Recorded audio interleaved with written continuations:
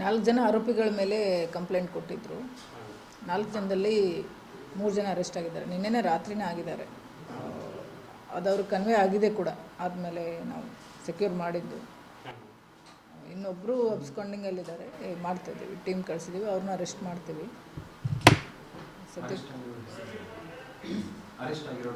Arrest ಆಗಿರೋರು ವಾಸಿಮ್ ಅಂತ, ಸರ್ಫರಾಜ್ ಮತ್ತು ಸಾದಿಕ್ ಅಂತ ಅರೆಸ್ಟ್ ಆಗಿದ್ದಾರೆ. ಇನ್ನೊಬ್ಬರು ಅರೆಸ್ಟ್ ಆಗಬೇಕಷ್ಟೇ. ಸಾದಿಕ್ ಅವ್ರದ್ದು ಗೂಡಂಗಡಿ ಇದೆ. ಇವ್ರದ್ದು ಶಿವಾಜಿರಾವ್ ತೀರೋಗಿದವರು, ಅವ್ರ ಮಗ ಮತ್ತು ಅವರು ಅಂಗಡಿಯಲ್ಲಿ ಕೂತ್ಕೋತಾರೆ. ಭರತ್ ಅಂತ ಮಗ.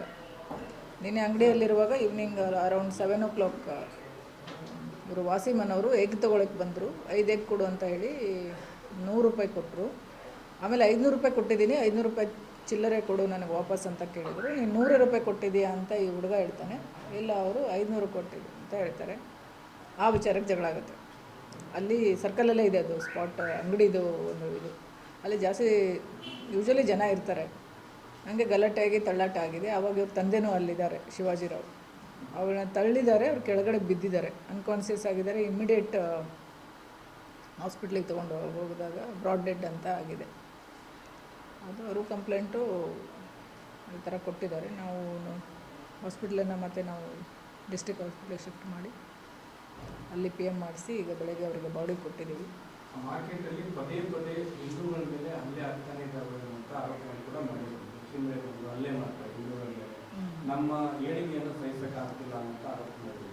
ಈ ವಿಚಾರದಲ್ಲಿ ಪರ್ಟಿಕ್ಯುಲರ್ಲಿ ನಿನ್ನೆ ಆಗಿದ್ದ ಘಟನೆಯಲ್ಲಿ ಅದೇನು ಗೂಡಂಗಡಿ ಇದೆ ಅಲ್ಲಿ ಕಲ್ಲು ಹಾಕ್ಕೊಂಡು ಕೂರಕ್ಕೆ ಒಂದು ಸಣ್ಣ ಇದು ಮಾಡ್ಕೊಂಡಿದ್ದಾರೆ, ತಾವು ನೋಡಿರ್ಬೋದು. ಅಲ್ಲಿ ಇವರು ಅದ್ರ ಹತ್ತಿರಕ್ಕೆ ಅವ್ರ ಸಾಮೀಲಿದೆ. ಈಗ ಯಾರು ಆರೋಪಿಗಳಿದ್ದಾರೆ ಅವ್ರ ಸಾಮೀಲಿದೆ. ಅವರು ಯಾವಾಗಲೂ ಅಲ್ಲೇ ಬಂದು ಕೂತ್ಕೋತಿದ್ರು ಅಂತ ಎಲ್ಲರೂ ಹೇಳ್ತಾರೆ. ಎರಡೂ ಕಡೆಯವರು ಹೇಳ್ತಾರೆ. ಇವರು ಸ್ಪೆಷಲಿ ಏನು ಕಂಪ್ಲೇಂಟ್ ಕೊಟ್ಟಿದ್ದಾರೆ ಅವ್ರ ಕಡೆಯವರು ಹೇಳ್ತಾರೆ.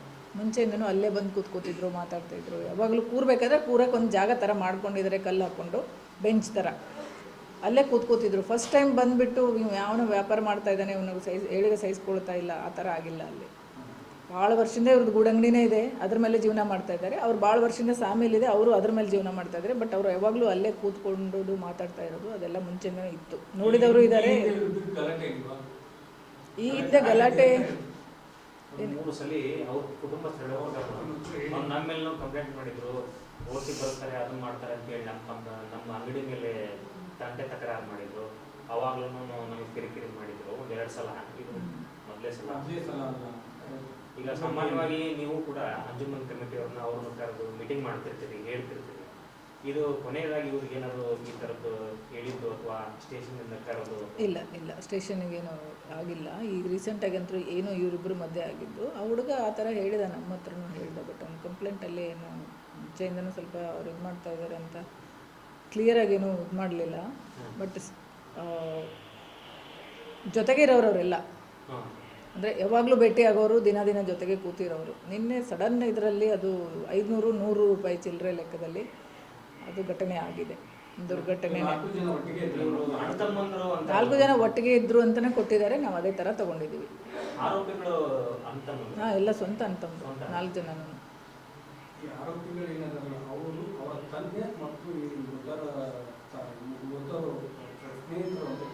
ಅದೇ ಹೇಳ್ತಾ ಇದ್ದೀನಲ್ಲ, ಅವ್ರು ಅಷ್ಟೇ, ಅವ್ರ ಅಪ್ಪ ಅಷ್ಟೆಲ್ಲ, ಇವರು ಕೂಡ ಅಲ್ಲೇ ಕುತ್ಕೋತಾ ಇದ್ರು ಅಂತ ಅವ್ರು ನೋಡಿದವರು ಹೇಳ್ತಾರೆ. ಫರ್ದರ್ ಇನ್ವೆಸ್ಟಿಗೇಷನಲ್ಲಿ ಏನೇನಾಗ್ತಿತ್ತು ಹಿಂದೆ ಬ್ಯಾಕ್ಗ್ರೌಂಡು ನೀವೇನು ಹೇಳ್ತಿದ್ರೆ ಅದ್ರ ಬಗ್ಗೆ ಎಲ್ಲ ತೊಗೊಳ್ತೀವಿ ನಾವು.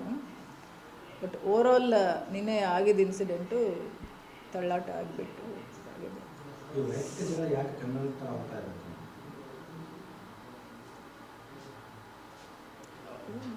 ಎರಡೂ ಇದಕ್ಕೆ ಸಂಬಂಧಪಟ್ಟವ್ರು ಇದ್ದಾರೆ ಅನ್ನೋದು ಅಷ್ಟೇ.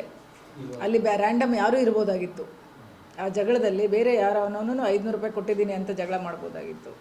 ಜಸ್ಟ್ ಬಿಕಾಸ್ ಆಫ್ ಅವರು ಮುಸ್ಲಿಂ ಸಮುದಾಯಕ್ಕೆ ಸಂಬಂಧಪಟ್ಟಿದ್ರು, ಇವರು ಮರಾಠದವರಿದ್ದರು. ಅದನ್ನು ಕಮ್ಯುನಲ್ ಅಂತ ಹೇಳ್ತಿದ್ದಾರೆ. This is not communal.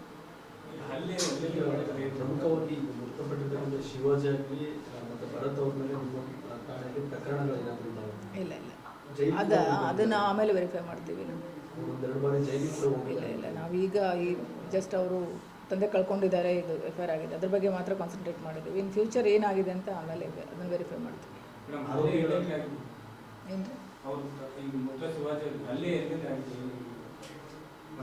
Shivaji Rao ಮೇಲ್ನೋಟಕ್ಕೆ ಏನೂ ಗಾಯಗಳಿಲ್ಲ ಅಂತ ಇಲ್ಲಿ ಡಾಕ್ಟರ್ ಹೇಳಿದರು ನಮಗೆ. PM ಆಗಿದೆ, ವರದಿ ಬರುತ್ತೆ. ಮೇಲ್ನೋಟಕ್ಕೆ ಏನೂ ಗಾಯಗಳು ಕಂಡು ಬಂದಿಲ್ಲ, ಯಾವುದೇ ಥರದ ಗಾಯ ಬಾಡಿಯಲ್ಲಿ ಏನಿಲ್ಲ.